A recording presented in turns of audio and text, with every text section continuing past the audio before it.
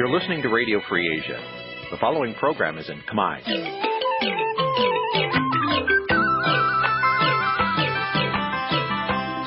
Nǐ chi càm bi tiệp xáy vệt chiu a zì sê ray. Nǐ chi càm bi tiệp xáyរបស់ vệt chiu a zì sê ray ជាភាសាខ្មែរ vệt chiu a zì sê ray សូមស្វាគមន៍លោកអ្នកនាងទាំងអស់ពីរដ្ឋធានី Washington នៃសហរដ្ឋអាមេរិក ចា៎នាងខ្ញុំទេពសារាវីសូមជម្រាបសួរអស់លោកអ្នកនាងអ្នកស្ដាប់ជាទីមេត្រី បាទខ្ញុំបាទវ៉ាន់វិចាក៏សូមជម្រាបសួរលោកអ្នកនាងអ្នកស្ដាប់ជាទីគោរពរាប់អាន នាងខ្ញុំសូមជូនកម្មវិធីផ្សាយសម្រាប់យប់ថ្ងៃអាទិត្យ 700 ខែស្រាប ឆ្នាំមមីឆស័កពុរសករាជ 2558 ដែលត្រូវនឹងថ្ងៃទី 17 ខែសីហាគ្រិស្តសករាជ 2014 បាទជាដំបូងនេះសូមអញ្ជើញលោកអ្នកនាងស្ដាប់មេត្តាព័ត៌មាន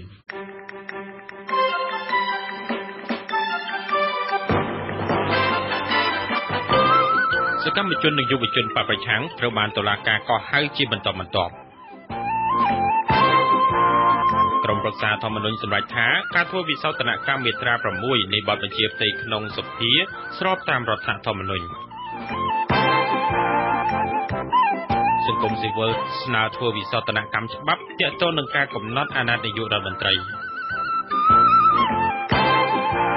អាជ្ញាធររាជធានីភ្នំពេញរារាំងក្រុមការពារបរិស្ថានមិនឲ្យជិះកង់ហែកបួនផ្សព្វផ្សាយរួមនឹងព័ត៌មានសំខាន់ៗមួយចំនួនទៀត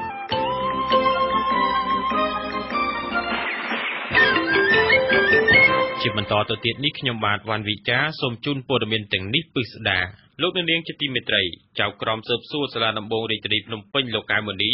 ចេញដីកាបង្គាប់ឲ្យយុវជនគណបក្សសង្គ្រោះជាតិនិងអ្នកគាំទ្រគណបកនេះ2នាក់ទៀតឲ្យចូលបំភ្លឺនៅតុលាការនៅចុងខែសីហានេះពាក់ព័ន្ធនឹងបទចូលរួមធ្វើកុប្បកម្មប្រឆាំងនឹងអ្នករាជការសាធារណៈនិងហិង្សាដោយចេតនាព្រមទាំងផ្ដើមគំនិតក្នុងការបង្កអំពើហិង្សាដោយចេតនាមានស្ថានទម្ងន់ទោសដែលប្រព្រឹត្តកាលពីថ្ងៃទី 15 ខែកក្កដានៅក្បែរទីលានប្រជាធិបតេយ្យអ្នកនាងទេពសុរាវីមានសេចក្តីរាយការណ៍គិតមកដល់ពេលនេះមានសមាជិកជាន់ខ្ពស់គណៈបកយុវជននិងអ្នកគាំទ្រគណៈបក្សសង្គ្រោះជាតិសរុប5នាក់ហើយដែលត្រូវចៅក្រមកោះហៅឲ្យចូលបំភ្លឺនៅតុលាការជាបន្តបន្ទាប់ក្នុងនោះមានលោកមីសវណ្ណរាប្រធាននាយកដ្ឋានព័ត៌មាននិងប្រព័ន្ធផ្សព្វផ្សាយរបស់គណៈបក្សសង្គ្រោះជាតិត្រូវចូលបំភ្លឺនៅតុលាការនៅថ្ងៃទី 1 កញ្ញាលោកសានសីហៈលោកទេពនរិនលោកអានបឋមពួកគេជាយុវជនគណៈបក្សសង្គ្រោះជាតិនិងលោកអុកពេជ្រសំណាងអាយុ 51 ឆ្នាំជាអ្នកគាំទ្រគណៈបកពួកគេត្រូវបំភ្លឺនៅតុលាការចន្លោះពីថ្ងៃទី 26 ដល់ថ្ងៃទី 28 សីហាខាងមុខលោកអានបឋមនិងលោកអុកពេជ្រសំណាងទើបតែទទួលដីកាដល់ដៃកាលពីថ្ងៃទី 16 សីហាដោយឡែក3នាក់ទៀតទទួលដីកាកាលពីសប្តាហ៍មុនចៅក្រមស៊ើបសួរលោកកៅមនីបានបង្គាប់ឲ្យឈ្មោះអានបឋមសមាជិកចលនាយុវជនគណៈបក្សសង្គ្រោះជាតិរាជធានីភ្នំពេញនិងជាសមាជិកក្រុមប្រឹក្សាជាប់ឆ្នោតនៅសង្កាត់អូរស័យ1ឲ្យចូលបំភ្លឺនៅតុលាការនៅថ្ងៃទី 28 សីហារីឯលោកអុកពេជ្រសំណាងជាអ្នកគាំទ្រគណៈបក្សសង្គ្រោះជាតិត្រូវបង្ហាញខ្លួននៅតុលាការនៅថ្ងៃទី 26 សីហាអ្នកទាំងពីរត្រូវតុលាការចោទប្រកាន់ពីបទចូលរួមធ្វើកុប្បកម្មប្រឆាំងនឹងអ្នករាជការសាធារណៈមានស្ថានទម្ងន់ទោសនិងហិង្សាដោយចេតនាមានស្ថានទម្ងន់ទោសដែលប្រព្រឹត្តទៅនៅទីលានប្រជាធិបតេយ្យកាលពីថ្ងៃទី 15 កក្កដាចៅក្រមក៏បានព្រមានចាប់ខ្លួនពួកគេប្រសិនបើខកខានមិនចូលបំភ្លឺនៅតុលាការតាមការកំណត់យុវជនគណៈបក្សសង្គ្រោះជាតិលោកអានបឋមឲ្យដឹងនៅថ្ងៃទី 17 សីហាថាលោកគ្រោងនឹងចូលទៅបំភ្លឺនៅតុលាការតាមការកំណត់ដោយមានមេធាវីដែលខាងគណៈបក្សសង្គ្រោះជាតិរកឲ្យទៅជាមួយផងលោកគិតថាការកោះហៅយុវជនគណៈបក្សសង្គ្រោះជាតិម្ដងមួយឲ្យចូលបំភ្លឺនៅតុលាការពាក់ព័ន្ធនឹងរឿងហិង្សានោះគឺជាការបំបាក់ស្មារតីរបស់យុវជនមិនឲ្យចូលរួមធ្វើសកម្មភាពនៅក្នុងបញ្ហាសង្គមនិងបញ្ហានយោបាយខ្ញុំគិតអានឹងទីមួយបំបាក់យុវជនរបស់គណៈបក្សជាតិហើយមួយទៀតគឺយើងពិចារណាជាបន្តរបស់ខាងរដ្ឋាភិបាលជាតិទៅលើគណៈបក្សសង្គ្រោះជាតិណាបងប្រធានគណៈកម្មាធិការប្រតិបត្តិគណៈបក្សសង្គ្រោះជាតិរាជធានីភ្នំពេញលោកមនផាឡាគិតថាករណីនេះគឺជាការគំរាមកំហែងផ្នែកនយោបាយលោកបញ្ជាក់ថាគណៈបក្សសង្គ្រោះជាតិបានត្រៀមមេធាវីរួចហើយសម្រាប់ជួយការពារក្តីឲ្យពួកគេហើយពួកគេទាំងអស់គ្រោងចូលខ្លួនបំភ្លឺតាមការកំណត់របស់តុលាការគ្រប់គ្នាការចេញដីកាកោះហៅមន្ត្រីយុវជនគណៈបក្សសង្គ្រោះជាតិនិងអ្នកគាំទ្រគណៈបកទាំង5នាក់នោះគឺធ្វើឡើងនៅខណៈដែលយុវជន3រូបរបស់គណៈបក្សសង្គ្រោះជាតិរួមមានលោកខិតជំរឿនលោកសានកំហែងនិងលោកនាងសុខុនកំពុងស្ថិតក្នុងពន្ធនាគារនៅឡើយ បើទោះបីជាថ្នាក់ដឹកនាំជាន់ខ្ពស់គណៈបកសង្គ្រោះជាតិអះអាងថាពួកគេនឹងមានសេរីភាពបន្ទាប់ពីមានភ្លើងខៀវរួចហើយពីគណៈបកប្រជាជនកម្ពុជានៅក្នុងកិច្ចព្រមព្រៀងនយោបាយជាមួយគ្នានោះនាងខ្ញុំទេពសុរាវីវិទ្យុអស៊ីសេរីភ្នំពេញក្រុមប្រឹក្សាធម្មនុញ្ញបានសម្រេចថាការធ្វើវិសោធនកម្មប្រការ6នៃបទបញ្ជាផ្ទៃក្នុងរដ្ឋសភាធ្វើឡើងត្រឹមត្រូវតាមរដ្ឋធម្មនុញ្ញហើយកាលពីថ្ងៃទី14ខែសីហាការសម្រេចនេះនឹងបើកផ្លូវឲ្យរដ្ឋសភា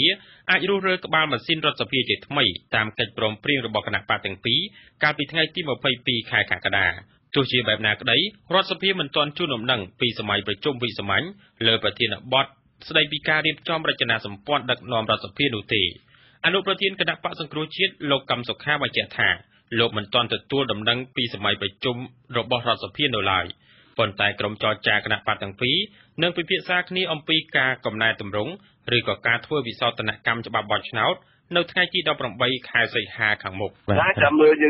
វាប្រៈមើលខាងប្រធាននេះខាងសភាគេអត់ទាន់ឃើញចាំមើលស្អែកថ្ងៃច័ន្ទទៅក្រុមការងារគេជួបគ្នាទៅអានព័ត៌មាននោះទោះជាបែបណាក៏ដោយកិច្ចប្រជុំវិសាមញ្ញរបស់រដ្ឋសភានឹងមិនអាចធ្វើឡើងមុនថ្ងៃទី22ខែសីហាបានទេព្រោះចាប់ពីថ្ងៃទី18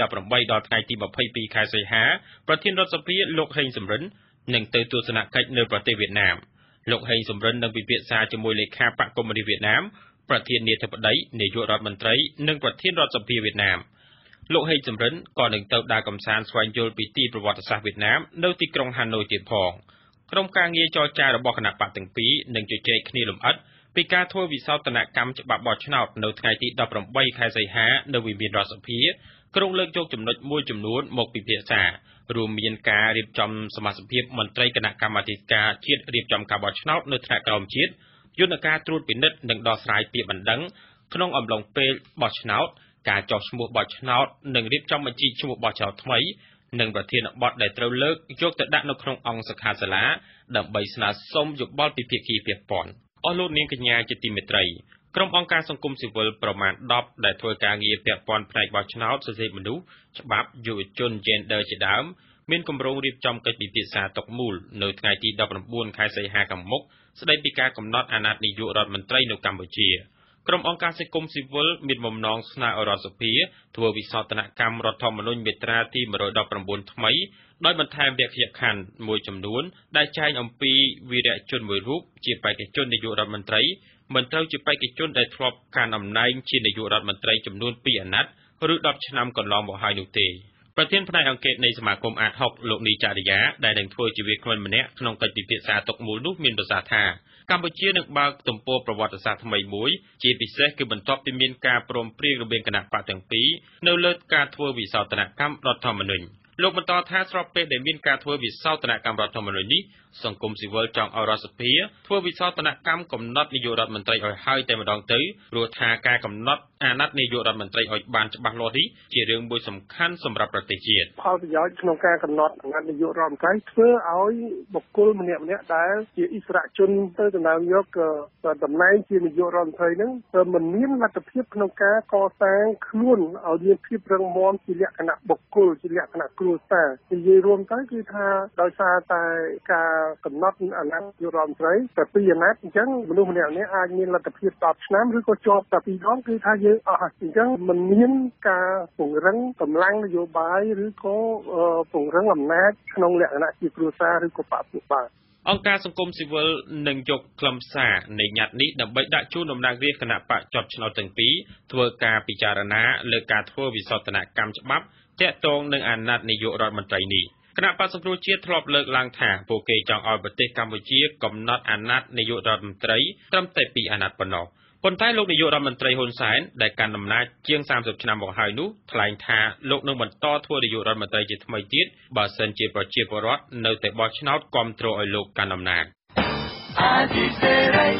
ចាអស់លោកអ្នកនាងកំពុងស្ដាប់ការផ្សាយរបស់វិទ្យុអេស៊ីសេរីប្រទេសកម្ពុជារៀបចំព្រឹត្តិការណ៍រត់ប្រណាំងម៉ារ៉ាតុងចក្រភពអង្គរលើកដំបូងនៅខេត្តសៀមរាបដើម្បីរៃអង្គាសថវិកាជួយដល់មន្ទីរពេទ្យកុមារនិងជួយដល់កាកបាទក្រហមកម្ពុជានិងបំផុសចលនាឲ្យទីក្រុងស្អាតមានភាពបៃតងសម្រាប់ទាក់ទាញភ្ញៀវទេសចរបរទេសចាសសូមលោកនាងរងចាំស្ដាប់ព័ត៌មានពិស្ដារអំពីរឿងនេះនៅក្រៅព័ត៌មានប្រចាំថ្ងៃ អស់លោកនាងកញ្ញាជាទីមេត្រីសមត្ថកិច្ចនៅថ្ងៃទី17ខែសីហារារាំងមិនឲ្យយុវជននិងសកម្មជនចលនាមេដាធម្មជាតិជិះកង់នៅក្នុងទីក្រុងភ្នំពេញដើម្បីផ្សព្វផ្សាយពីការលើកកម្ពស់ថែរក្សាបរិស្ថាននិងការពារធនធានធម្មជាតិនៅតំបន់ឆាយអរ៉ែងដែលក្រុមហ៊ុនចិន Sino Hydro ក្រុងសាងសង់ទំនប់វារីអគ្គិសនីនោះឡើយអាជ្ញាធរលើកឡើងថាការរារាំងនេះដោយសារតែក្រុមអ្នកជិះកង់មិនបានសុំច្បាប់ឲ្យបានត្រឹមត្រូវប៉ុន្តែអ្នកជិះកង់វិញលើកឡើងថាពួកគេបានជូនដំណឹងដល់សាលារាជធានីភ្នំពេញរួចហើយលោកយាងសុជាមេតាមានសេចក្តីរាយការណ៍កងកម្លាំងនគរបាលនិងសន្តិសុខខណ្ឌមានជ័យនិងសន្តិសុខរាជធានីភ្នំពេញប្រមាណ100នាក់ដឹកនាំដោយអភិបាលរងខណ្ឌមានជ័យលោកហៀកច័ន្ទលៀងចុះបិទគប់ច្រកចេញចូលនៅមុខការិយាល័យបណ្ដាញយុវជនខ្មែរមហានគរដែលស្ថិតនៅក្រោយវត្តសន្សំកុសលក្នុងសង្កាត់បឹងទំពុនកន្លែងដែលសកម្មជនចលនាមេដាធម្មជាតិនិងយុវជនប្រមូលផ្ដុំគ្នាជិះកង់ដើម្បីផ្សព្វផ្សាយពីការការពារបរិស្ថានតំបន់អរ៉ែងក្នុងពេលចុះរារាំងនោះសមត្ថកិច្ចក៏បានរឹបអូសកង់របស់យុវជនប្រមាណ20គ្រឿងទៀតផងក្រុមយុវជនដែលមានគ្នាប្រមាណ50នាក់ពាក់អាវយឺតមានរូបសត្វក្រពើ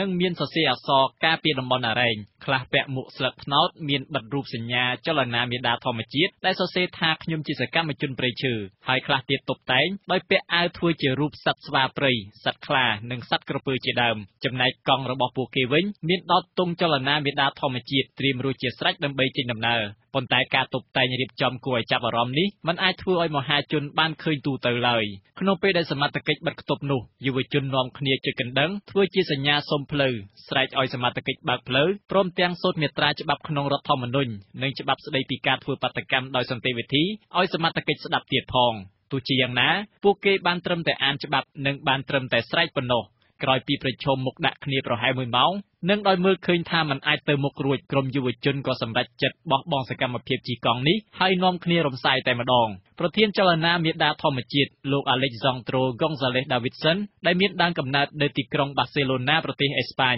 និងជាអ្នកដឹកនាំការជិះកង់នេះថ្លែងមុនពេលរំសាយថាបើទោះជាក្រុមលោកមិនបានជិះកង់ដោយការគ្រោងទុកក៏ដោយតែលោកចាត់ទុកថាវាគឺជាជោគជ័យមួយដែរព្រោះថាព័ត៌មានដែលពួកលោកកំពុងធ្វើនេះនឹងត្រូវបានផ្សព្វផ្សាយទៅគ្រប់ទីកន្លែងលោកបន្តថាក្រុមលោកនឹងធ្វើការផ្សព្វផ្សាយនៅថ្ងៃខាងមុខទៀតទៅតាមរូបភាពផ្សេងៗបើសិនបើយើងទៅខាងមុខបុកគេបើសិនបើយើងទៅខាងនោះក៏បុកគេដែរហើយនឹងយើងមិនអាចជួយសកម្មភាពណាមួយដែលរំខានដល់បងប្អូនសន្តិសុខបានទេអញ្ចឹងយើងសម្រាប់ចិត្តរំសាយអានឹងជោគជ័យហើយដោយសារមានមនុស្សរាប់ម៉ឺនរាប់សែននាក់ដែលបានឮពីអរ៉ែងដែលជាប្រជាជនចុងក្រោយដែលក្រុមហ៊ុនស៊ីណូហៃទៅចង់បំផ្លាញក្នុងពេលឆាប់យើងធ្វើសកម្មភាពបន្តប៉ុន្តែយើងឆ្នៃប្រឌិតរហូតទេយើងមិនមែនធ្វើរ៉ែលទេលើក្រោយបើយើងអាចមានសកម្មភាពដើរតាមផ្លូវឬក៏អាចមានសកម្មភាពឆ្នៃប្រឌិតផ្សេងៗទេបាទជុំវិញការរារាំងរបស់សមត្ថកិច្ចនេះអភិបាលរងខណ្ឌមានជ័យលោកហៀកច័ន្ទលៀងមានប្រសាសន៍ថាប្រសិនបើក្រុមអ្នកជិះកង់សុំច្បាប់អាជ្ញាធរឲ្យបានត្រឹមត្រូវនោះអាជ្ញាធរមិនហាមឃាត់ឡើយចំពោះកង់ដែលរឹបអូសនោះលោកថាអាជ្ញាធរនឹងប្រគល់ឲ្យពួកគេវិញ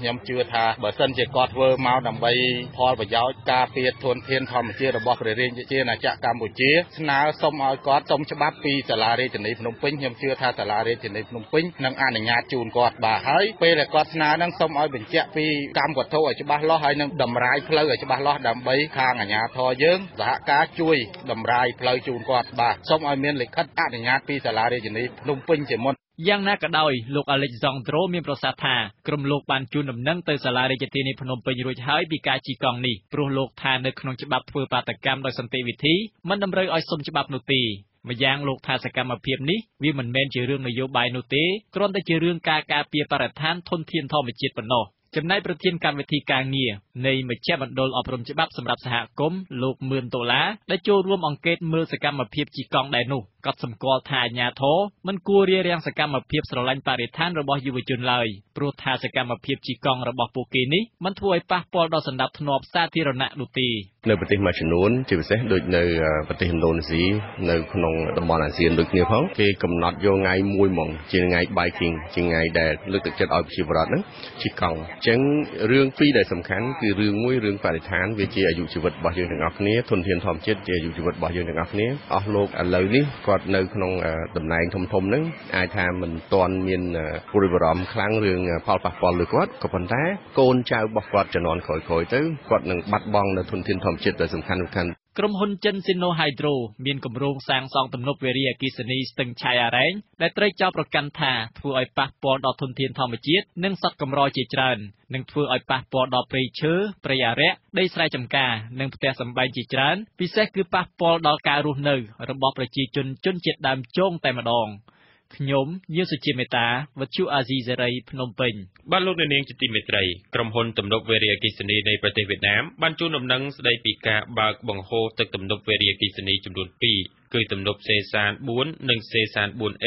ពីខ្សែទឹកខាងលើនៃទន្លេសេសាននៅប្រទេសវៀតណាមចាប់ពីថ្ងៃទី16ដល់ថ្ងៃទី31ខែសីហាតែការបង្ហូរទឹកចេញពីទំនប់វារីអគ្គិសនីវៀតណាមនៅក្នុងរដូវវស្សានេះអាចធ្វើឲ្យប្រទេសកម្ពុជាមានទឹកជំនន់ឬការលិចលង់ឬទេលោករដ្ឋាភិបាលរាយការណ៍មន្ត្រីឃ្លាំមើលផលប៉ះពាល់ដោយសារទឹកជំនន់នៅដងទន្លេ3ក្នុងខេត្តរតនគិរីនិងខេត្តស្ទឹងត្រែងអំពាវនាវឲ្យប្រជាពលរដ្ឋរក្សាការប្រុងប្រយ័ត្នបន្តទៀតបើទោះបីជំនន់ទឹកភ្លៀងបានស្រកចុះយ៉ាងណាក្តីលោកថាការបើកបង្ហូរទឹកទំនប់វារីអគ្គិសនីពីប្រទេសវៀតណាមក៏ជាហេតុបង្កឲ្យមានទឹកជំនន់ធ្ងន់ធ្ងរផងដែរអ្នកសម្របសម្រួលអង្គការការពារទន្លេ3លោកមីមានអះអាងនៅថ្ងៃទី17ខែសីហាថាប្រសិនមានភ្លៀងធ្លាក់ច្រើនក្នុងអំឡុងនៃការប្រកាសបើកបង្ហូរទឹកទំនប់នេះនឹងអាចបង្កឲ្យមានទឹកជំនន់ប៉ះពាល់ប្រជាពលរដ្ឋអ្នករស់នៅតាមដងទន្លេលោកក៏សម្គាល់ថាការបើកបង្ហូរទឹករយៈពេល15ថ្ងៃនេះមានបរិមាណជាង700ម៉ែត្រគីបក្នុង1វិនាទីដែលជាការបង្ហូរទឹកច្រើនបង្គួរប្រៀបធៀបទៅនឹងបរិមាណទឹកទន្លេដែលអាចបង្កឲ្យទឹកជំនន់គឺមានកម្រិតជាង1000ម៉ែត្រគីបចាប់ពីថ្ងៃនឹងទៅមុខហ្នឹងវាអត់ទាន់ដឹងថាកម្រិតភ្លៀងប៉ុណ្ណាឯងបើសិនណាជាកម្រិតភ្លៀងធ្ងន់ធ្ងរយើងនឹងមានការព្រួយបារម្ភប្រុងប្រយ័ត្នឲ្យខ្ពស់នៅខេត្តស្ទឹងត្រែងនិងខេត្តរតនគិរីទឹកជំនន់បានស្រកអស់ហើយដោយឡែកផ្ទៃមេឃក៏មានពន្លឺថ្ងៃក្តៅដូចធម្មតាប៉ុន្តែពពកខ្មៅនៅបន្សល់ខ្លះៗដែលអាចបង្កឲ្យទឹកភ្លៀងបន្តធ្លាក់នៅឡើយប្រធានមន្ត្រីធនធានទឹកឧតុនិយមនិងជលសាស្ត្រខេត្តរតនគិរីលោកអ៊ូឡាងអះអាងដែរថាភាគីវៀតណាមបានជូនដំណឹងពីការបើកបង្ហូរទឹកទំនប់ប៉ុន្តែបរិមាណទឹកនេះមិនបង្កឲ្យមានទឹកចំនួននោះឡើយលោកថាបានចាត់ឲ្យមន្ត្រីឃ្លាំមើលកម្រិតទឹកនៅស្ថានីយ៍វាស់ទឹករួចហើយប៉ុន្តែមិនបានផ្ដល់ព័ត៌មានស្ដីពីការបើកទឹកជូនមន្ត្រីអាជ្ញាធរមូលដ្ឋាននោះទេព្រោះខ្លាចប្រជាពលរដ្ឋភ័យព្រួយបើកមកនោះវាបើកសម្រាប់ធម្មតាមកទេគេមិនបើកមកឲ្យយើងវាលិចលង់ឯណាទេអញ្ចឹងណាវាអត់អីទេកាលណាយើងលិចលង់ដល់1200 1100នោះវាលិចលង់បាទ700វាកាចណាបានន័យថា3/4នៃទន្លេនេះវាអត់អីទេប្រជាពលរដ្ឋជនជាតិដើមភាគតិចរស់នៅឃុំតាវែងក្រោមលោកត្រាំថាំងបញ្ជាក់ថារហូតមកទល់នឹងវេលាថ្ងៃត្រង់ថ្ងៃទី17ខែសីហាទឹកទន្លេសេសាននៅចំណុចឃុំតាវែងក្រោមមានកម្រិតធម្មតានៅឡើយក៏ប៉ុន្តែលោកចំណាំថាពេលណាទឹកទំនប់ពីប្រទេសវៀតណាមបើកកម្ពស់ទឹកទន្លេឡើងយ៉ាងគំហុកធ្វើឲ្យជនលិចភ្លាមមិនដឹងខ្លួនលោកបន្តថាការផ្ដល់ព័ត៌មានស្ដីពីការបើកបង្ហូរទឹកឲ្យប្រជាពលរដ្ឋដឹងមុនគឺជាចំណុចសំខាន់ដើម្បីឲ្យប្រជាពលរដ្ឋត្រៀមលក្ខណៈសម្បត្តិបញ្ជៀសផលប៉ះពាល់ដល់ពេលវៀតណាមបើកទឹកទៅវាឡើងខ្លាំងមក1ម៉ោងអីវាអាចឡើងទៅដល់កន្លះម៉ែត្រអីកម្ពស់ពីភូមិមួយហ្នឹងទៅដល់ទួលសុវត្ថិភាពនឹងវាឆ្ងាយហើយវាប្រៃទៀតវាភ្នំយ៉ាងពិបាកទៅជារកូននៅក្នុងប្រៃហ្នឹងជំនន់ទឹកភ្លៀងកាលពីដើមខែសីហារួមទាំងការបើកបង្ហូរទឹកទំនប់វារីអគ្គិសនីយ៉ាលីប្រទេសវៀតណាមក្នុងកម្រិតប្រមាណជាង500ម៉ែត្រគីបក្នុង1នាទីបានធ្វើឲ្យទឹកជន់លិចស្រូវដំណាំចម្ការក្នុងស្រុកចំនួន3នៅខេត្តរតនគិរីបង្កផលប៉ះពាល់ប្រជាពលរដ្ឋជាង800គ្រួសារលិចស្រូវជាង1600ហិកតាក្នុងនោះ300ហិកតារលួយខូចលិចដំណាំចំការជាង600ហិកតាក្នុងនោះរលួយខូចជិត300ហិកតាដាច់ផ្លូវលំអស់ប្រមាណ200ម៉ែត្រនិងស្លាប់មនុស្សម្នាក់ចំណែកនៅខេត្តស្ទឹងត្រែងទឹកជន់លិចស្រុកនិងក្រុងចំនួន4បង្កផលប៉ះពាល់ផ្ទះជាង1300ផ្ទះលិចស្រូវជិត3000ហិកតាក្នុងនោះរលួយខូចស្ទើរទាំងស្រុងនិងលិចដំណាំចំការជាង400ហិកតាក្នុងនោះរលួយខូចអស់ជិត300ហិកតានិងស្លាប់មនុស្ស3នាក់ខ្ញុំរដ្ឋាវិសាលវិទ្យុអាស៊ីសេរីរាយការណ៍ពីខេត្តរតនគិរីបាទលោកនាងទៅបានស្ដាប់ព័ត៌មានប្រចាំថ្ងៃរបស់វិទ្យុអាស៊ីសេរីដែលរៀបរៀងជូនដោយខ្ញុំបាទវ៉ាន់វិចាសូមលោកនាងរងចាំស្ដាប់សេចក្តីរាយការណ៍ផ្សេងៗទៀតនៃកម្មវិធីផ្សាយរបស់យើងនាពេលបន្តិចទៀតនេះ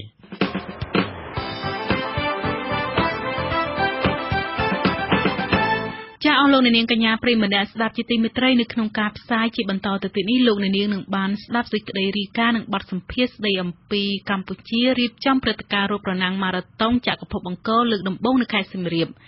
អង្គភាពប្រឆាំងអំពើពុករលួយប្រកាសបោះសម្អាតឈ្មោះខ្មោចតាមស្ថាប័នក្រសួងបទសម្ភាសន៍ជាមួយអ្នកចងក្រងសិភៅប្រវត្តិនាយករដ្ឋមន្ត្រី36រូបនៅកម្ពុជានៅក្នុងនីតិអាស៊ានសប្តាហ៍នេះនឹងលើកយកអំពីស្ថានភាពអភិវឌ្ឍសេដ្ឋកិច្ចរបស់ប្រទេសឥណ្ឌូនេស៊ីនិងកិច្ចការសំខាន់ៗនានាដែលប្រទេសនេះសម្រេចបានក្នុងការបង្កើតសហគមន៍សេដ្ឋកិច្ចអាស៊ាននៅឆ្នាំ2015បន្ទាប់មកទៀតគឺព័ត៌មានបញ្ចប់សូមអញ្ជើញអស់លោកអ្នកនាងតាមដានស្ដាប់កម្មវិធីផ្សាយរបស់យើងខ្ញុំដែលមានជាបន្តបន្ទាប់ដូចតទៅ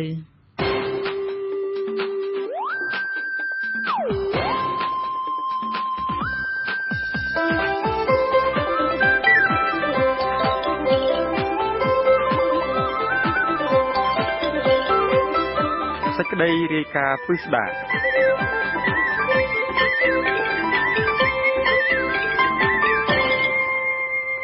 ចៅលោកនាងអ្នកស្ដាប់ជាទីមេត្រីប្រទេសកម្ពុជាទើបតែរៀបចំព្រឹត្តិការណ៍រត់ប្រណាំងម៉ារ៉ាតុងចក្រភពអង្គរលើកដំបូង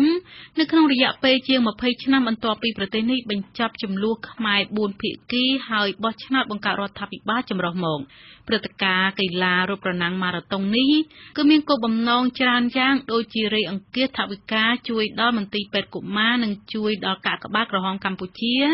ព្រមទាំងបំផុសចលនាឲ្យទីក្រុងស្អាតមានភាពបៃតងសម្រាប់ទាក់ទាញភ្ញៀវទេសចរបរទេសជាដើមលោកហងសាវយុទ្ធមានសេចក្តីរាយការណ៍ព័ត៌មាននេះពិស្ដា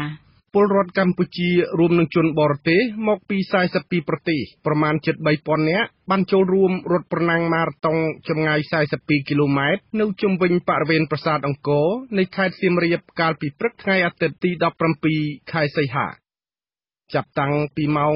4:30 នាទីទៀតភ្លឺក្រុមអ្នករត់ប្រណាំងចម្ងាយ42គីឡូម៉ែត្របានចាប់ផ្ដើមចេញដំណើរហើយនៅវេលាម៉ោង 6 ព្រឹកកីឡាករពាក់កណ្ដាលម៉ារ៉ាតុងមួយក្រុមទៀតក៏ចាប់ផ្ដើមដែរបង្កើតឲ្យបរិយាកាសនៅមុខប្រាសាទអង្គរវត្តមានសភាពអ៊ូអរអរគុណណាស់បងប្អូនកីឡាករកីឡាកានេះដែលសម្ដែងបង្ហាញអំពីប្រធានគណៈកម្មការកីឡាអូឡ িম্প ិកជាតិកម្ពុជានិងជារដ្ឋមន្ត្រីក្រសួងទេសចរគឺលោកថោងខុន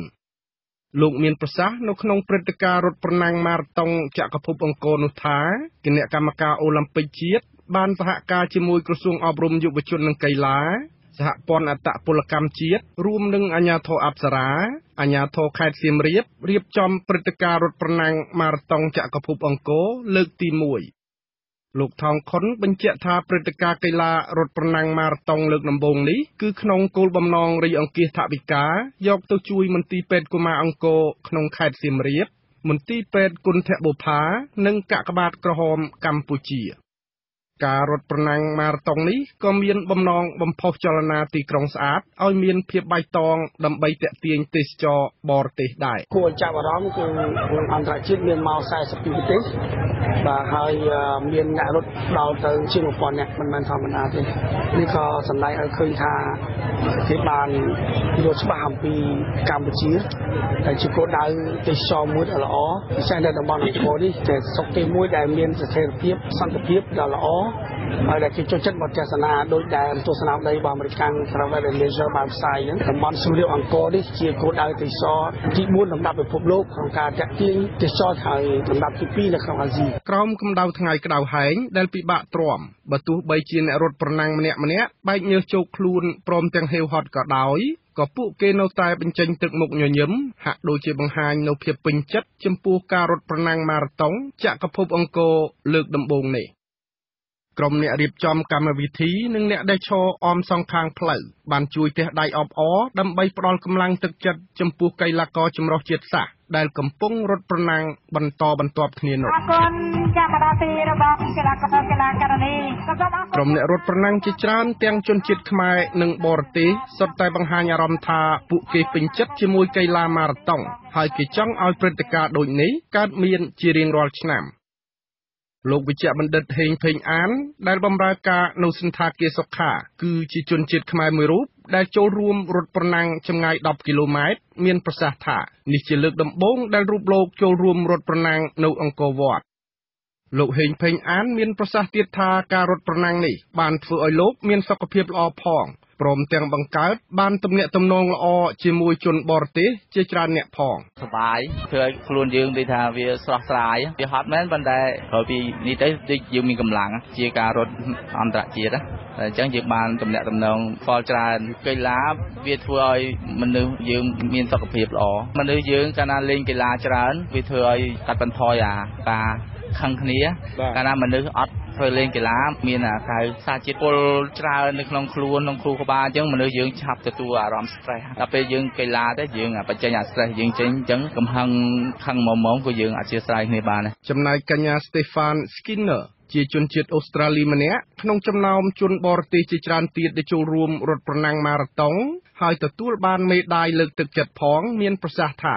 នាងពេញចិត្តចំពោះកីឡាបែបនេះពីព្រោះនៅពេលរត់ជុំវិញបរិវេណអង្គរបានធ្វើឲ្យនាងឃើញទេសភាពជុំវិញខ្លួនយ៉ាងស្រស់ត្រកាលកត្តាដែលជំរុញឲ្យនាងចាប់អារម្មណ៍ចំពោះកីឡាម៉ារ៉ាតុងចក្រភពអង្គរគឺទី1នាងបានគយគន់ប្រាសាទបុរាណជាច្រើននិងទី2រឿងដែលត្រូវជួយជ្រោមជ្រែងក្នុងការរៃអង្គាសថវិកាជួយដល់មន្ទីរពេទ្យព្យាបាលកុមារ I did the December half marathon ខ្ញុំធ្លាប់ចូលរត់ប្រណាំងពាក់កណ្ដាលម៉ារ៉ាតុងនៅអង្គរវត្តម្ដងរួចមកហើយដូច្នេះនេះគឺជាលើកទី2ខ្ញុំមានចិត្តចង់ចូលរួមផ្នែកមនុស្សធម៌ដែលរៃអង្គាសប្រាក់ជួយមន្ទីរពេទ្យកុមារនេះគឺជារឿងមួយដែលខ្ញុំត្រូវរៀនហើយម្យ៉ាងទៀតការរត់ប្រណាំងនេះធ្វើឲ្យខ្ញុំរីករាយណាស់ខ្ញុំគិតថាពេលខ្ញុំស្នាក់នៅប្រទេសកម្ពុជាគឺខ្ញុំនឹងចូលរួមរត់ម៉ារ៉ាតុងរាល់លើកប៉ុន្តែវាប្រហែលជាការពិបាកមកចូលរួមនៅពេលណាដែលខ្ញុំត្រឡប់ទៅរស់នៅប្រទេសអូស្ត្រាលីវិញរដ្ឋមន្ត្រីក្រសួងទេសចរលោកថងខុនថ្លែងថានៅរដូវវស្សានៃប្រទេសកម្ពុជាគឺជនជាតិអឺរ៉ុបមិនសូវសម្បូរមកទស្សនាទេដោយសារតែនៅប្រទេសរបស់គេជារដូវរំហើយដូច្នេះព្រឹត្តិការណ៍រត់ប្រណាំងម៉ារ៉ាតុងនេះគឺជាផ្នែកមួយនៃការទាក់ទាញភ្ញៀវទេសចរពីតំបន់អឺរ៉ុបឲ្យមកទស្សនាកម្ពុជាថែមទៀតមន្ត្រីក្រសួងទេសចរឲ្យដឹងថានៅខែសីហារៀងរាល់ឆ្នាំបន្តទៀតគេមានគម្រោងនឹងរៀបចំព្រឹត្តិការណ៍រត់ប្រណាំងម៉ារ៉ាតុងនេះដើម្បីជាផ្នែកមួយជួយទាក់ទាញទេសចរបរទេសឲ្យចូលមកទស្សនាកម្ពុជាកាន់តែច្រើនឡើងខ្ញុំហងសាវយុទ្ធវិទ្យុអាស៊ីសេរីពីខេត្តសៀមរាប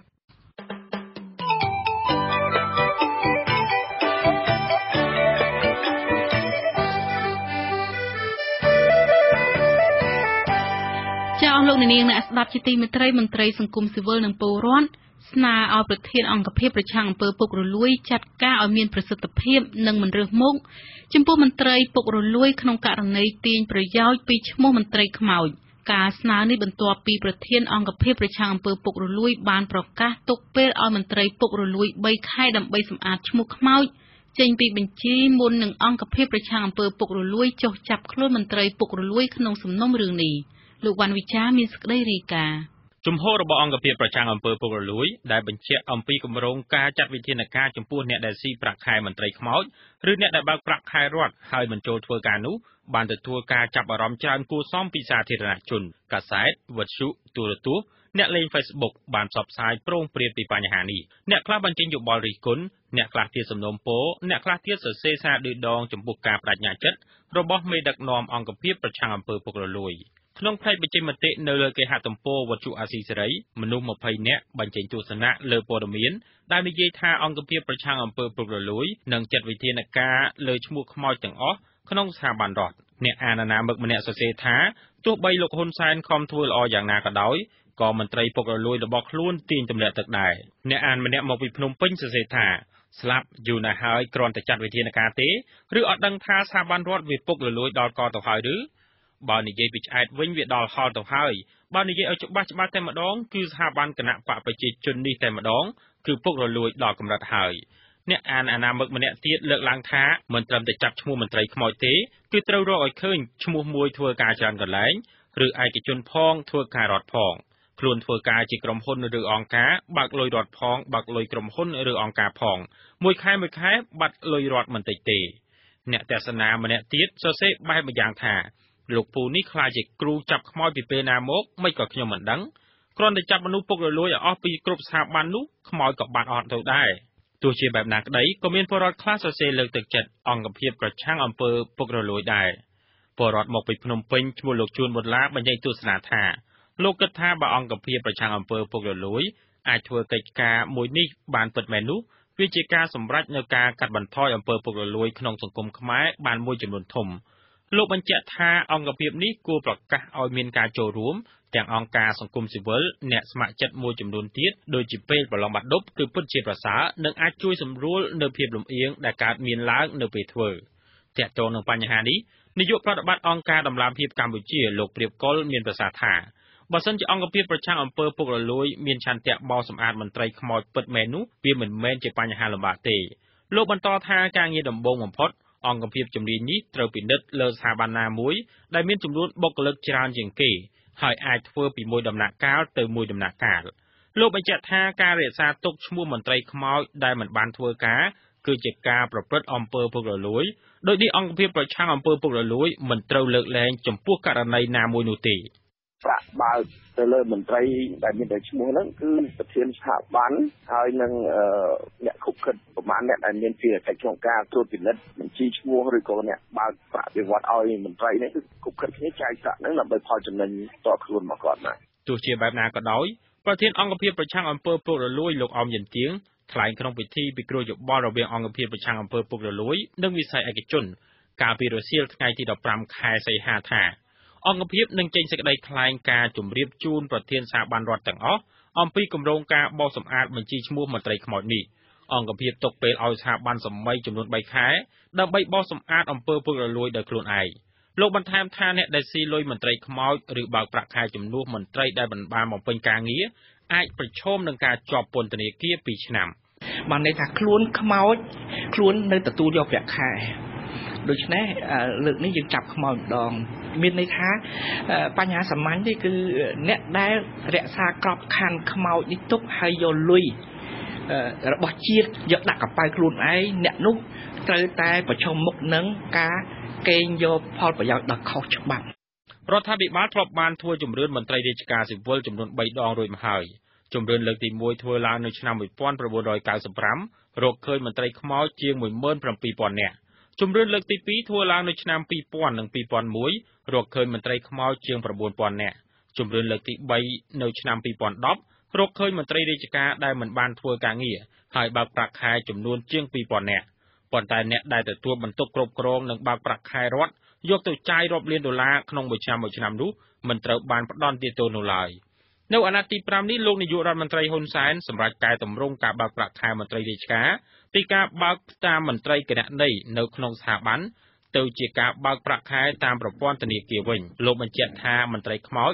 មិនអាចបើកប្រាក់ខែតាមធនាគារបានឡើយក៏ប៉ុន្តែបុគ្គលិកក្រុមហ៊ុនឯកជនមួយចំនួនដែលធ្វើការងារជាមន្ត្រីរាជការផងនោះបានប្រាប់វិទ្យុអាស៊ីសេរីថាពួកគេមិនទៅធ្វើការងាររដ្ឋទេតែអាចបើកប្រាក់ខែបានធម្មតាតាមធនាគារ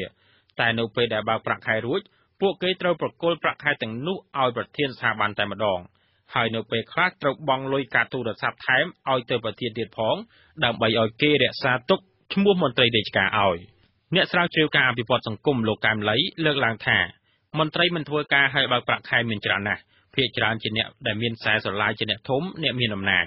លោកបន្តថាស្ថាប័នដែលមានមនុស្សមិនធ្វើការហើយបើកលុយរដ្ឋយកទៅចាយវាយច្រើនជាងគេគឺស្ថាប័នអង្គរៈព្រោះអ្នកធ្វើអង្គរៈភាគច្រើនមានមុខរបរចាប់ពី2ឡើងទៅលោកបញ្ជាក់ថាការអនុវត្តរបស់លោកអោបយិនទៀងអាចនឹងមានប្រសិទ្ធភាពចំពោះតែអ្នកធម្មតាប៉ុណ្ណោះចឹងបើសិនជាអង្គជំនាញចង់ធ្វើការមែនគឺបង្ហាញនៅប្រព័ន្ធគ្រប់គ្រងទិន្នន័យរបស់មន្ត្រីរាជការស៊ីវិលឬក៏យោធាអីគេមាន database នៅក្នុងកម្រិតដងរដ្ឋបាលសាធារណៈហ្នឹងមានប្រព័ន្ធទិន្នន័យគ្រប់គ្រងហ្នឹងហើយចាប់ផ្ដើមធ្វើជំរឿនម្ដងមកក្រសួងម្ដងមកអង្គភាពឲ្យច្បាស់លាស់ហើយមានការចូលរួមពីប្រព័ន្ធផ្សព្វផ្សាយពីអង្គការសង្គមស៊ីវិលពីដៃគូអភិវឌ្ឍដែលជួយឧបត្ថម្ភអានឹងទទួលបានជោគជ័យហើយប៉ុន្តែបើសិនជាធ្វើតែខ្លួនឯងវាគ្រាន់តែយកម៉ាកកាយទៅលាបដើម្បីឲ្យល្អមើលបាទយ៉ាងច្រើនចាត់វិធានការអ្នកដែលអត់មានខ្សែមានប្រឡោះ4-20នាក់អីហ្នឹងហើយអ្នកដែលមានខ្សែកាងហ្នឹងគឺនៅកន្លែងហ្នឹងរបាយការណ៍របស់ក្រុមប្រឹក្សាកំណែទម្រង់រដ្ឋបាលសាធារណៈឆ្នាំ2010បង្ហាញថាមន្ត្រីរាជការស៊ីវិលមានទូទាំងប្រទេសចំនួនជិត 18,000 នាក់ចំពោះតួលេខនៃកងកម្លាំងនគរបាលមន្ត្រីអង្គរៈកងកម្លាំងប្រដាប់អាវុធមិនត្រូវបានរាជរដ្ឋាភិបាលប្រកាសឲ្យដឹងឡើយការលាក់បាំងព័ត៌មាននេះក្រុមហេតុផលរក្សាសន្តិសុខជាតិ កាលពីឆ្នាំ2013ប្រធានអង្គភាពប្រឆាំងអំពើពុករលួយលោកអោមយន្ទៀងធ្លាប់ប្រកាសថាអង្គភាពនេះនឹងបង្កើតយន្តការស៊ើបអង្កេតអំពើពុករលួយតាមបណ្ដាញសារព័ត៌មានបានន័យថាអ្នកដែលចោទប្រកាន់គេទាំងអ្នកដែលគេចោទប្រកាន់អាចឆ្លើយឆ្លងគ្នាតាមបណ្ដាញសារព័ត៌មានបានម្យ៉ាងទៀតអង្គភាពនេះក៏អាចចុះផ្សាយពីបទចោទប្រកាន់បុគ្គលណាម្នាក់តាមកាសែតហើយឲ្យបុគ្គលនោះឆ្លើយតបតាមកាសែតមកវិញប៉ុន្តែមកទល់ពេលនេះអង្គភាពប្រឆាំងអំពើពុករលួយបានត្រឹមតែផ្សព្វផ្សាយពីលទ្ធផលនៃការស៊ើបអង្កេតរបស់ខ្លួនឲ្យសាធារណជនជ្រាបប៉ុណ្ណោះលទ្ធផលដែលផ្សាយនោះជាលទ្ធផលដែលស៊ើបអង្កេតហើយដែលមិនឃើញកំហុសអង្គភាពប្រឆាំងអំពើពុករលួយធ្លាប់បានផ្សាយពីលទ្ធផលអង្កេតរបស់អង្គភាពក្នុងសំណុំរឿងដែលមន្ត្រីក្រសួងការបរទេសប្តឹងកូនប្រុសលោកហៅនំហុងពីរឿងប្រព្រឹត្តអំពើពុករលួយក្នុងក្រសួងការបរទេសនិងកិច្ចសហប្រតិបត្តិការអន្តរជាតិតែលទ្ធផលបញ្ជាក់ថាមិនមានកំហុសពុករលួយដោយការចោទប្រកាន់ទេខ្ញុំបានវិចារវត្ថុអាស៊ីសេរីភ្នំពេញ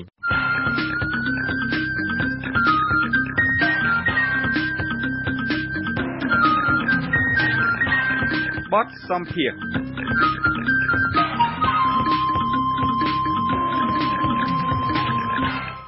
ចាអស់លោកនាងអ្នកស្ដាប់ជាទីមេត្រីនៅប្រទេសកម្ពុជានៅខ្វះប្រភេទសៀវភៅឯកសារស្រាវជ្រាវជាភាសាខ្មែរច្រើនប្រភេទ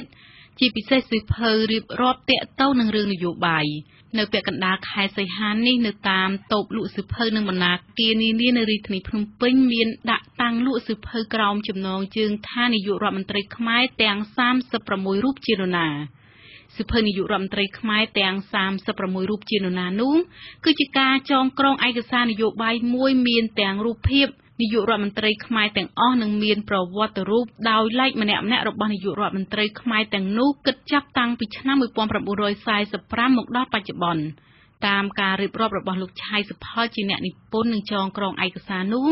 ឲ្យដឹងថាលោកបានចំណាយពេលជាច្រើនឆ្នាំដើម្បីរៀបចំជាសៀវភៅនេះដោយមានឯកសារខ្លះបកប្រែពីភាសាបរទេសទៀតផងលោកកៅនិមលបានសម្ភាសជាមួយលោកឆៃសុផលដែលជាអ្នកនិពន្ធសៀវភៅនេះមានខ្លឹមសារដូចតទៅបាទលោកអ្នកស្ដាប់ជាទីមេត្រីបច្ចុប្បន្ននេះនៅលើតូបលក់សៀវភៅនិងបណ្ណាគារនៅទីក្រុងភ្នំពេញមានសៀវភៅមួយក្បាលបានដាក់លក់ហើយគឺសៀវភៅនាយករដ្ឋមន្ត្រីខ្មែរទាំង36រូបជានរណាហើយសៀវភៅនេះគឺ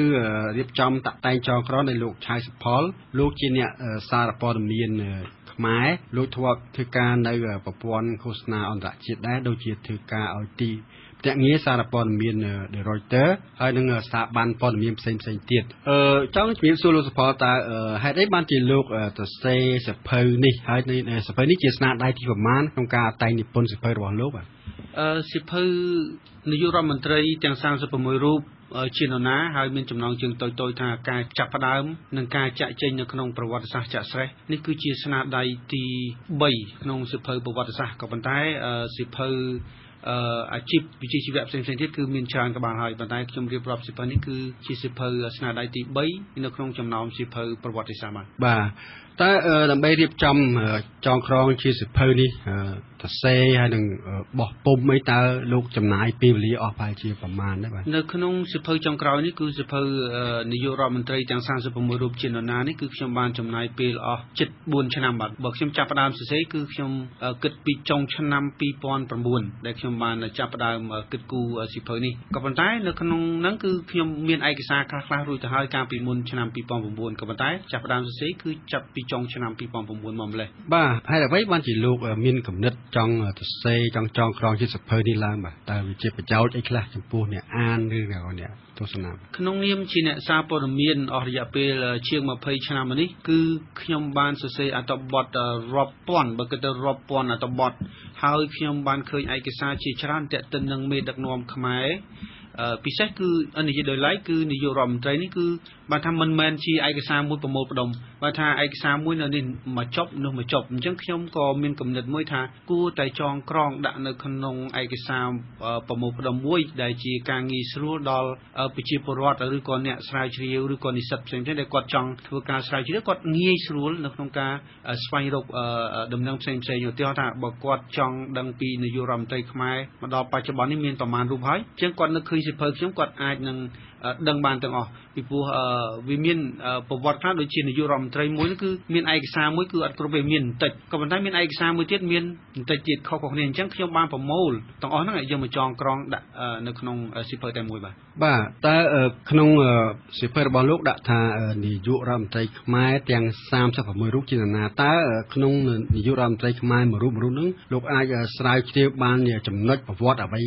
គាត់ខ្លះដាក់នៅក្នុងសៀវភៅហ្នឹងបាទក្នុងទាំង36រូបហ្នឹងគឺខ្ញុំបានផ្ដោតទៅលើជីវិតឯកជនរបស់គាត់ដូចជាក្រុមគ្រួសារប្រពន្ធកូនដូចជាចំណង់ចំណូលចិត្តថាតើគាត់ចូលចិត្តហូបម្ហូបអីគាត់ចូលចិត្តហាត់កីឡាអីតើគាត់ចូលចិត្តធ្វើអីនៅពេលទំនេរឬមួយក៏តើគាត់ចូលចិត្តអានសៀវភៅអីនេះគឺជាជីវិតឯកជនហើយនឹងនិយាយអំពីដំណើរនៃការងារនយោបាយរបស់គាត់នៅក្នុងឆាកជីវិតនយោបាយរបស់គាត់ថាតើគាត់មុននឹងបានធ្វើជានាយករដ្ឋមន្ត្រីតើគាត់ឆ្លងកាត់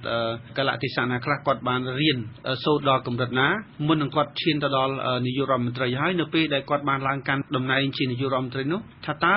មានការអីកើតឡើងខ្លះទៀតជាងមិនមែននិយាយតែពីប្រវត្តិរបស់គាត់ម្នាក់ទេបានថានិយាយអំពីព្រឹត្តិការណ៍នយោបាយដែលបានកើតឡើងនៅក្នុងអំឡុងពេលនៃការកាន់អំណាចរបស់គាត់អាចមានសមិទ្ធផលហើយក៏ដូចជាការប្រឈមនានាហើយនឹងរៀបរាប់អំពីមូលហេតុដែលគាត់ចាក់ចេញពីតំណែងហើយនឹងការបាត់បង់ជីវិតរបស់ពួកគាត់មួយចំនួនតើបាត់បង់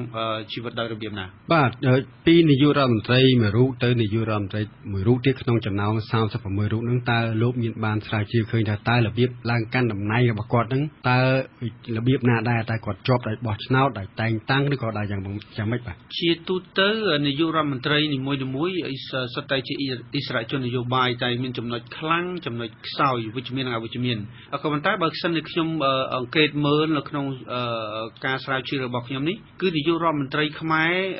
ចាប់ពីឆ្នាំ1945មកគឺយើងមាននាយករដ្ឋមន្ត្រីរហូតមកដល់ឆ្នាំ1975គឺនាយករដ្ឋមន្ត្រីនៅដំណាក់កាលនោះគឺមិនមានអំណាចទេភាគច្រើនគឺនាយករដ្ឋមន្ត្រីបើនិយាយពីមុនឆ្នាំ70គឺមានការផ្លាស់ប្ដូរនាយករដ្ឋមន្ត្រីច្រើនគឺហើយការតែងតាំងនាយករដ្ឋមន្ត្រីនេះគឺមានឥទ្ធិពលពីព្រះមហាក្សត្រនិងព្រះប្រមុខរដ្ឋដែលកាលនោះគឺមានសម្ដេចនរោត្តមសីហនុជាព្រះប្រមុខរដ្ឋហើយនិងជាព្រះមហាក្សត្រផងអញ្ចឹងនាយករដ្ឋមន្ត្រីមានការបោះឆ្នោតកាលពីមុនឆ្នាំ1970ក៏ប៉ុន្តែទោះបីជាមានការបោះឆ្នោតក៏ដោយគឺឥទ្ធិពលនៃការតែងតាំងនេះគឺមានឥទ្ធិពលពីរាជវង្សមានពីព្រះមហាក្សត្រនិងព្រះប្រមុខរដ្ឋបន្ទាប់មកនៅឆ្នាំ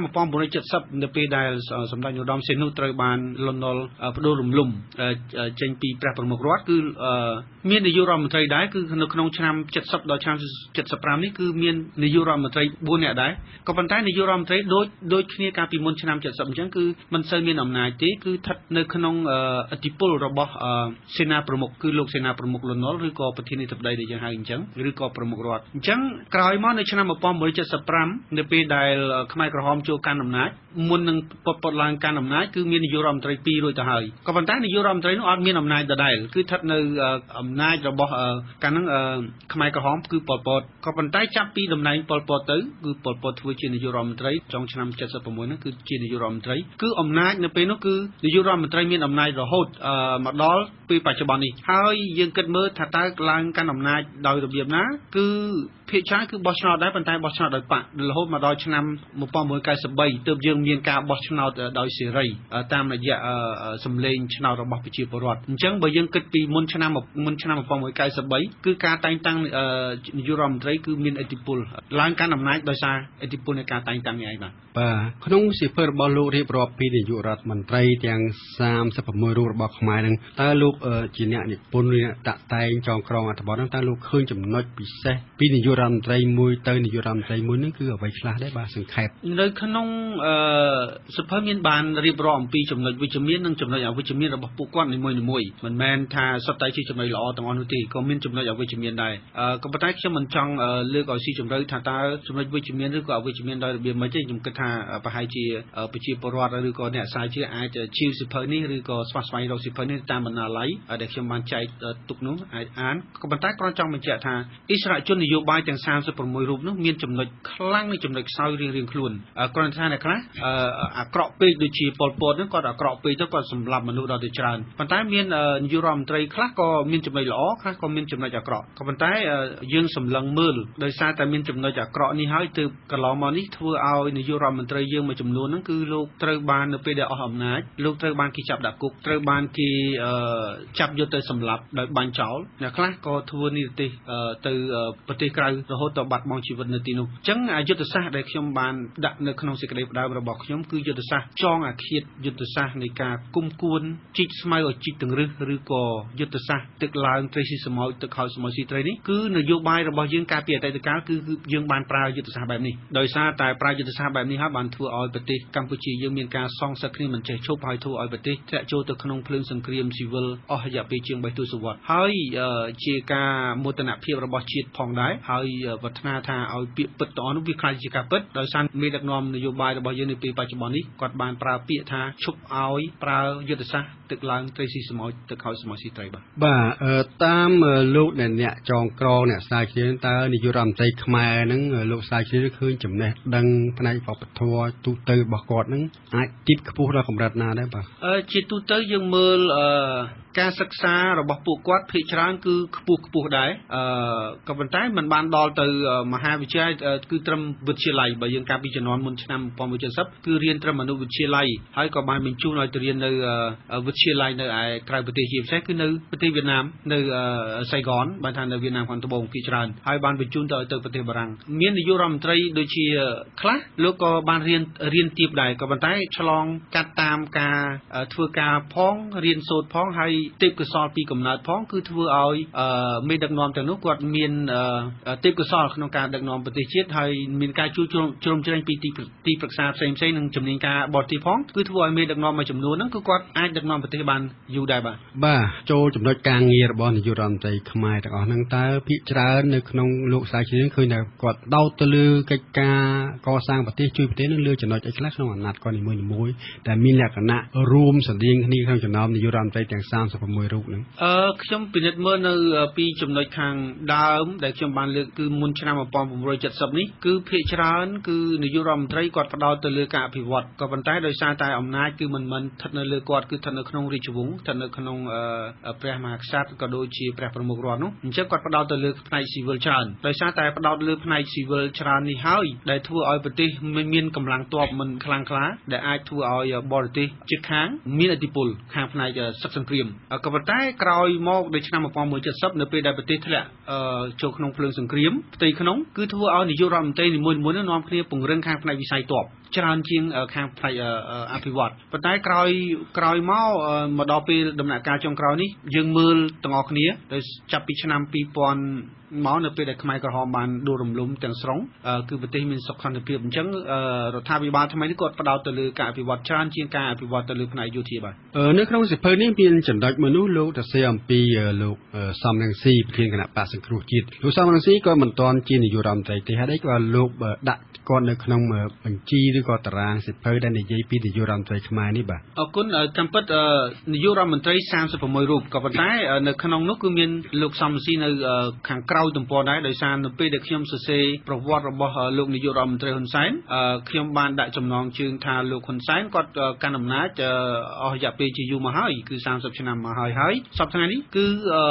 គូប្រជែងដែលដណ្ដើមដែលថាគូប្រជែងដែលមានឥទ្ធិពលសក្តានុពលដែលចង់ដណ្ដើមតំណែងជានាយករដ្ឋមន្ត្រីពីរូបលោកនោះគឺមានអាដាមសំរងស៊ីជាឱកាសនោះខ្ញុំក៏បានសរសេរលេខទូចមួយដើម្បីឲ្យមិត្តអ្នកអានបានដឹងថាតើលោកសំរងស៊ីជានរណាតើគាត់មកពីណាសាវតាគាត់របៀបម៉េចបានគាត់មានឥទ្ធិពលក្នុងការចង់ដណ្ដើមតំណែងជានាយករដ្ឋមន្ត្រីពីសម្ដេចនាយករដ្ឋមន្ត្រីហ៊ុនសែនអញ្ចឹងខ្ញុំក៏ឈិតឱកាសនេះហើយយ៉ាងហោចណាស់ក៏មិត្តអ្នកគ្រប់គ្រងអាដាមសំរងស៊ីឬក៏គណៈបក្សសង្គ្រោះជាតិក៏គាត់ចង់ដឹងពីប្រវត្តិរបស់លោកសំរងស៊ីដែរថាតើលោកសំរងស៊ីគាត់មកពីណាប្រវត្តិជីវិតរបស់គាត់យ៉ាងដូចម្ដេចគាត់ចូលចិត្តហូបម្ហូបអីគាត់ចូលចិត្តហាត់កីឡាជីវិតឯកជនរបស់គាត់អីខ្លះតើឆាកជីវិតនយោបាយរបស់គាត់ឆ្លងកាត់នៅការប្រឈមការឈឺចាប់របៀបណាអញ្ចឹងខ្ញុំគិតថាក្រៅពីដឹងអំពីនាយករដ្ឋមន្ត្រីខ្មែរទាំង36រូបមិត្តអ្នកអានសៀវភៅរបស់ខ្ញុំពិតជានឹងបានដឹងអំពីប្រវត្តិរបស់លោកសំរងស៊ីដែរបាទនៅក្នុងសៀវភៅនេះមានដាក់រូបថតមួយចំនួនរូបភាពមួយចំនួនតើលោកបានរូបភាពទាំងអស់នឹងពីណាមកដែរបាទ រូបភាពខ្លះខ្ញុំបានស្រាវជ្រាវពីឯកសារផ្សេងៗហើយដល់យើងយូរហើយរូបភាពខ្លះទៀតក៏យើងបានពីអ្នកសារព័ត៌មានរបស់យើងដែលគាត់ថតរូបអញ្ចឹងយើងសុំគាត់ឲ្យយើងដាក់ឈ្មោះគាត់ហើយឯកសារមួយចំនួនទៀតគឺខ្ញុំបានធ្វើការស្រាវជ្រាវនៅឯបណ្ណាល័យជាតិនៅឯបណ្ណសារជាតិនិងនៅបណ្ណាល័យផ្សេងៗទៀតដូចជានៅបណ្ណាល័យសភាជាដើមអញ្ចឹងរូបភាពហ្នឹងគឺរូបភាពខ្លះគឺជារូបភាពដែលត្រូវបានគេចុះរួចទៅហើយក៏ប៉ុន្តែខ្ញុំបានមកគឺយើងដាក់ credit ឲ្យគេដាក់ឈ្មោះឲ្យគេក៏ប៉ុន្តែមានរូបនៅពេលបច្ចុប្បន្នក៏មានរូបខ្លះខ្ញុំបានថតដោយខ្លួនឯងដែរដូចជាចូលរូបដូចជាអាយដាមសំស៊ីអញ្ចឹងគឺមានកន្លែងខ្លះខ្ញុំមានកាមេរ៉ាជាងខ្ញុំថតបានដូចជាសម្ដែងសែនអញ្ចឹងគឺខ្ញុំថតបានជាងខ្ញុំនិយាយសរុបមកវិញគឺរូបភាពខ្លះគឺបានមកដោយឯកសារផ្សេងៗបាទសូមអរគុណលោកឆៃសុផលបាទសូមឲ្យមានជោគសំណាងល្អក្នុងការបោះពុនសៀវភៅនិងលក់សៀវភៅនេះបាទអរគុណលោកនិមលចាលោកនាងអ្នកស្ដាប់ជាទីមេត្រីលោកឆាយសុផលគឺជាអ្នកនិពន្ធសៀវភៅនេះហើយជាអ្នកកសែតនិងជាសាស្ត្រាចារ្យបង្រៀនកសែតនៅសាកលវិទ្យាល័យភូមិន្ទភ្នំពេញលោកមានសញ្ញាបត្របរិញ្ញាបត្រផ្នែកអក្សរសាស្ត្រភាសាអង់គ្លេសនិងសញ្ញាបត្រអនុបណ្ឌិតសារព័ត៌មានពីប្រទេសហ្វីលីពីនលោកធ្លាប់បំពេញការងារជាមួយស្ថាប័នកសែតជាតិនិងអន្តរជាតិមួយចំនួនដូចជាធ្វើការ10ឆ្នាំជាមួយទីភ្នាក់ងារសារព័ត៌មានអង់គ្លេស The Reuters ជាដើម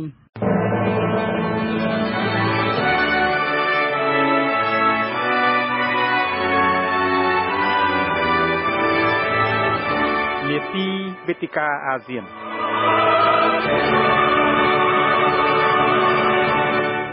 ចាអស់លោកអ្នកនាងអ្នកស្ដាប់ជាទីមេត្រីប្រទេសឥណ្ឌូនេស៊ីគឺជាប្រទេសស្ថាបនិកនិងដឹកនាំរដ្ឋាភិបាលអាស៊ានដំបូងគេបង្អស់កាលពីឆ្នាំ1967ទំហំសេដ្ឋកិច្ចចំនួនប្រជាពលរដ្ឋនិងមូលដ្ឋានផលិតរបស់ប្រទេសនេះមានកម្រិតខ្ពស់ជាងប្រទេសសមាជិកអាស៊ានដទៃទៀតផ្ទុយទៅវិញថ្នាក់ដឹកនាំអាស៊ានបដូវវេនបានរិះគន់ប្រទេសឥណ្ឌូនេស៊ីថាជាប្រទេសមិនដែលមានឆន្ទៈពិតប្រាកដក្នុងការបង្កើតតំបន់អាស៊ានលោកអានស៊ីថាវមានសេចក្តីរាយការណ៍ឥណ្ឌូនេស៊ីជាប្រទេសដែលមានទំហំសេដ្ឋកិច្ចធំជាងគេនៅក្នុងតំបន់អាស៊ីអាគ្នេយ៍មូលដ្ឋានសេដ្ឋកិច្ចរបស់ប្រទេសនេះពឹងលើឧស្សាហកម្មបែបថ្មីមានន័យថាសហគ្រាសរបស់ប្រទេសឥណ្ឌូនេស៊ីផលិតដើម្បីផ្គត់ផ្គង់ទីផ្សារក្នុងស្រុកនិងនាំចេញក្រៅពីសមាជិកអាស៊ានឥណ្ឌូនេស៊ីជាសមាជិករបស់ប្រទេសឧស្សាហកម្មជឿនលឿនទាំង20នៅលើពិភពលោកទូនីតិរបស់រដ្ឋាភិបាលឥណ្ឌូនេស៊ីនៅក្នុងការអភិវឌ្ឍសេដ្ឋកិច្ចមានសារៈសំខាន់បំផុតដើម្បីជំរុញកំណើនសេដ្ឋកិច្ចក្នុងនោះសហគ្រាសដែលគ្រប់គ្រងដោយរដ្ឋាភិបាលមានចំនួនជាង140ដែលគ្រប់គ្រងលើប្រភេទទំនិញមូលដ្ឋានស្ទើរតែទាំងស្រុងរួមមានប្រេងអង្ករនិងអគ្គិសនីបច្ចុប្បន្នចំណុចខ្លាំងរបស់ប្រទេសឥណ្ឌូនេស៊ីនេះបានជំរុញឲ្យសេដ្ឋកិច្ចកើនដល់ទំហំ$900 លានអាមេរិកនិងចំនួនប្រចាំឆ្នាំរបស់ប្រជាពលរដ្ឋឥណ្ឌូនេស៊ីម្នាក់ៗមានប្រមាណ$6,000អាមេរិកសក្តានុពលរបស់ប្រទេសឥណ្ឌូនេស៊ី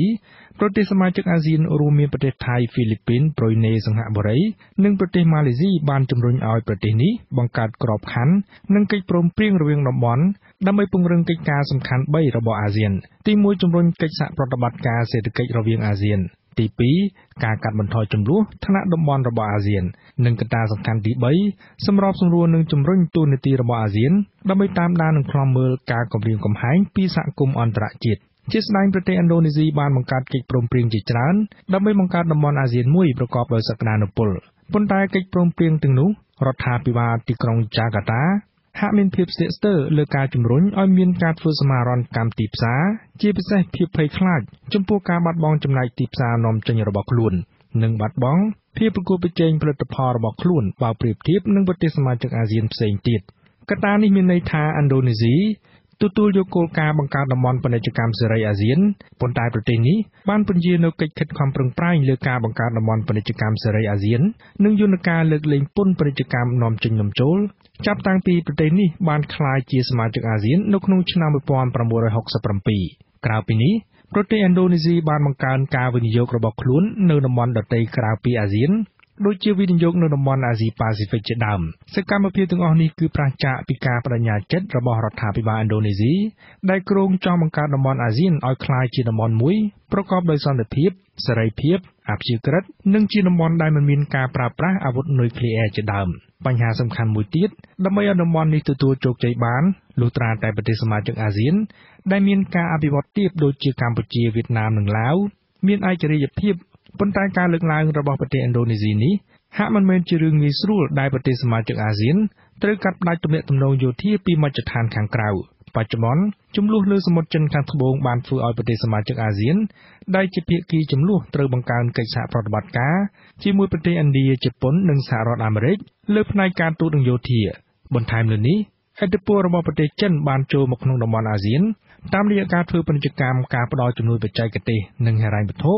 រួមទាំងផ្នែកយោធាជាបន្តបន្ទាប់ម្យ៉ាងវិញទៀតអង្គការតំបន់មួយនេះមានបញ្ហាប្រឈមជាច្រើនដែលចាំបាច់ត្រូវដោះស្រាយឲ្យបានបញ្ហាទាំងនោះរួមមានបញ្ហាបរិស្ថានការបង្កើតការងារសម្រាប់ប្រជាពលរដ្ឋក្នុងតំបន់និងបញ្ហារំលោភសិទ្ធិមនុស្សប៉ុន្តែប្រទេសឥណ្ឌូនេស៊ីហាក់មិនអើពើភាពមិនអើពើរបស់ប្រទេសឥណ្ឌូនេស៊ីលើការបង្កើតតំបន់អាស៊ាននៅឆ្នាំ2015គឺជាឱកាសមួយសម្រាប់ប្រទេសមហាអំណាចចាប់យកប្រទេសសមាជិកអាស៊ានណាមួយជាដៃគូរបស់ខ្លួនដើម្បីពង្រីកអំណាចនិងឥទ្ធិពលរបស់គេជាក់ស្ដែងប្រទេសចិនបានចាប់យកកម្ពុជាដោយឡែកសហរដ្ឋអាមេរិកវិញបានចាប់យកប្រទេសហ្វីលីពីនដើម្បីជាឈ្នាន់ចរចាពង្រីកទីតាំងភូមិសាស្ត្ររបស់ខ្លួនក្នុងតំបន់អាស៊ានការរាយការណ៍របស់សារព័ត៌មាន The Diplomat បានបញ្ជាក់ថាថ្នាក់ដឹកនាំចិននិងសហរដ្ឋអាមេរិកយល់ថាឥណ្ឌូនេស៊ីបានផ្ដល់អំណោយដល់ខ្លួនយ៉ាងធំសម្បើមមួយដោយសារតែឥណ្ឌូនេស៊ីបានចំណាយពេលវេលានិងធនធានរបស់គេលើការអភិវឌ្ឍសេដ្ឋកិច្ចរបស់ខ្លួនជាជាងគិតពីតំបន់អាស៊ានអ្នកជំនាញកិច្ចការអន្តរជាតិរបស់ប្រទេសឥណ្ឌូនេស៊ីលោក Andy Bayon មានប្រសាសន៍ថាក្រុមប្រទេសសមាជិកអាស៊ានស្ថិតនៅក្នុងភាពច្របូកច្របល់ចំពោះប្រព័ន្ធនិងការដឹកនាំនយោបាយវិញក៏មានក្រុមខុសគ្នាដែរក្នុងនោះប្រទេសប្រុយណេវៀតណាមកម្ពុជានិងឡាវចាត់ទុកថាជាប្រទេសដែលមានការគ្រប់គ្រងជាអំណាចនិយមឬផ្ដាច់ការប្រទេសភូមាសិង្ហបុរីនិងម៉ាឡេស៊ីជាក្រុមប្រទេសដែលការគ្រប់គ្រងបែបលទ្ធិប្រជាធិបតេយ្យពាក់កណ្ដាលប្រទេសហ្វីលីពីននិងឥណ្ឌូនេស៊ីជាក្រុមប្រទេសដែលមានលទ្ធិប្រជាធិបតេយ្យរឹងមាំការបែងចែកជាក្រុមនេះដោយសារតែអាស៊ានខ្វះអ្នកដឹកនាំតំបន់ដែលខ្លាំងនិងគ្មានអ្នកតម្រង់ទិសនិងកំណត់គោលដៅច្បាស់លាស់ជាពិសេសខ្វះការសម្របសម្រួលពីប្រទេសឥណ្ឌូនេស៊ីដែលចាត់ទុកថាជាប្រទេសគំរូមួយលើផ្នែកសេដ្ឋកិច្ចនិងប្រជាធិបតេយ្យនៅក្នុងតំបន់អាស៊ានខ្ញុំអានស៊ីថាវវិទ្យុអាស៊ីសេរីភ្នំពេញ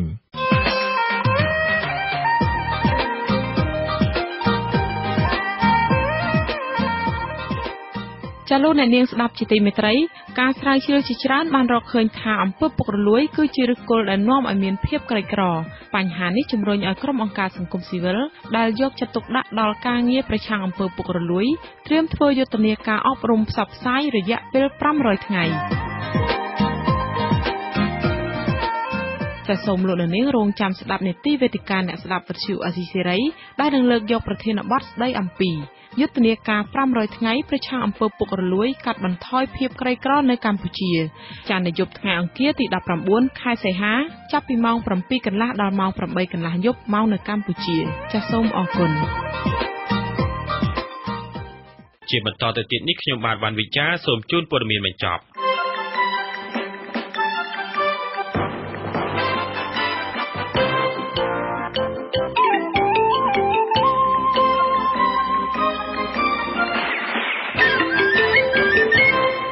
ចៅក្រមស៊ើបសួរសាលាដំបងរាជធានីភ្នំពេញលោកកៅមុនី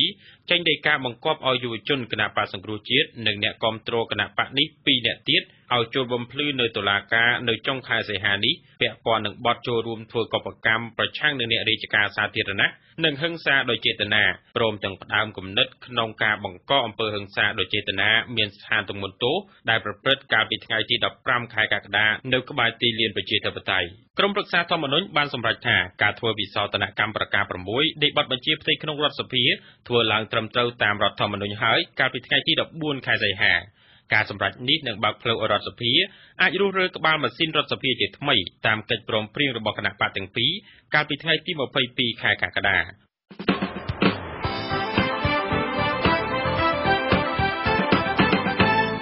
ជាអស់លោកនាងកញ្ញាប្រិយមិត្តអ្នកស្ដាប់ជាទីមេត្រីកម្មវិធីផ្សាយរយៈពេល1ម៉ោងនៃវិទ្យុស៊ីស្រីជាភាសាខ្មែរនៅពេលនេះចាប់តែប៉ុណ្ណេះ